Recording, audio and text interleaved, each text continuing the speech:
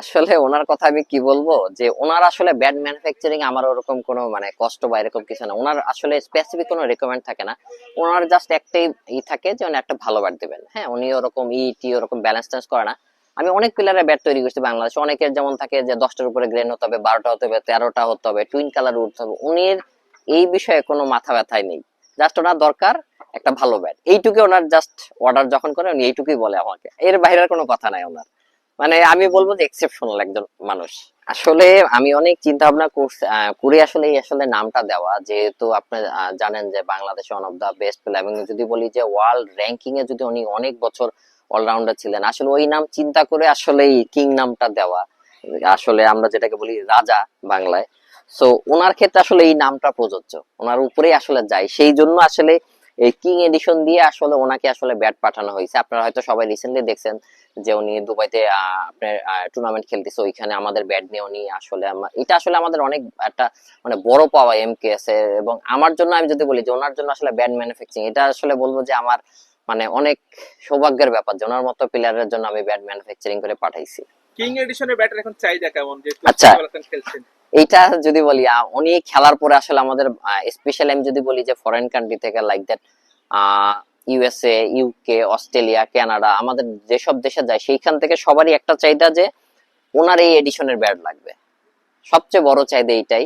এবং মজার বিষয় হলো এইটা যে আমাদের ইতালি এবং সৌদি আরব থেকে আমাদের অলরেডি ওদের যেটা কাতারের ন্যাশনাল টিম আছে, ওইখানে আমরা এই সেম এডিশনের ব্যাট পাঠিয়েছি। তো এখান থেকে আরো আমাদের ডিমান্ড আসতেছে। আর সবচেয়ে বড় একটা আমাদের দেশের জন্য সবচেয়ে বড় প্রাপ্তি যে এখন অনেক বাইরের দেশের প্লেয়াররাও যেগুলা রিসেন্টলি আইসিসি ইভেন্টে যোগ দিচ্ছেন, তারা আসলে আমাদের স্পন্সর নিতে ইচ্ছা পোষণ করতেছেন। তো আপনারা কাকে স্পন্সর করবেন, কোন দেশের এখন প্লেয়ার? আমরা নেক্সট ইয়ারে হয়তো কয়েকটা বাইরের কান্ট্রি আছে, 3-4টা দেশে। সো আমরা এটা ইমরুল ভাই, মিরাজ ভাই ওনাদের সাথে বসে আসলে আমরা ডিসাইড করব যে আসলে আমরা কয়জনকে আসলে প্রোভাইড করব। সো এটা আমাদের এখন আমরা যেহেতু আমরা দেশের ভিতরেই ছিলাম স্পন্সরশিপে, সো আমরা চাচ্ছি এখন আমরা বাইরের দেশেও আমরা টিমকে আমরা স্পন্সরশিপে করব। এটা আমরা এখন চিন্তা ভাবনা করতেছি। টেপ টেনিসের বাজারে আপনাদের ব্যাট দেখা যাচ্ছে, আসলে টেপ টেনিসের ব্যাটের বাজারটা কেমন আপনাদের? আমি যদি বলি যে আলহামদুলিল্লাহ, যে আমাদের টেপ টেনিস বাজার এখন খুবই ভালো আল্লাহর রহমতে। এবং আমি অসংখ্য ধন্যবাদ দিব আমাদের টেপ টেনিস ভাইদের, যারা আসলে আমাদের টেপ টেনিস ব্যাট পছন্দ করতেছেন, আমাদের তারা উইলিংলি ব্যাট গুলো পারচেস করতেছে। তো আগের থেকে অনেক বেটার কোয়ালিটি, আমি বলবো যে বাইরের দেশের ব্যাটের চেয়ে অনেক বেটার কোয়ালিটি আমরা চেষ্টা করতেছি, ডে বাই ডে ইমপ্রুভ করতেছি। এই জন্য আমাদের রাইট নাও এখন মার্কেটে খুব ভালো চাহিদা এবং খুব ভালো যাচ্ছে আমাদের টেপ কোন টেনিসটা। ব্যাটটা চাহিদা বেশি টেপ টেনিসের? আমাদের এখন রাইট নাও যদি বলি সবচেয়ে ভাইরাল ব্যাট এমকেএস কোবরা। এটা আমাদের one of the top quality bat, 7000 এটার প্রাইস। তো এটার চাহিদা সবচেয়ে বেশি।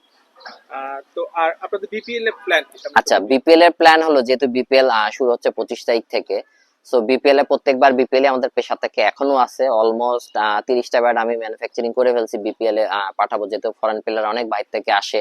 সো প্রত্যেকটা ব্যাটসম্যানেরই একটা চাহিদা থাকে যে ভালো ব্যাট এবং কম মূল্যে পাওয়ার জন্য।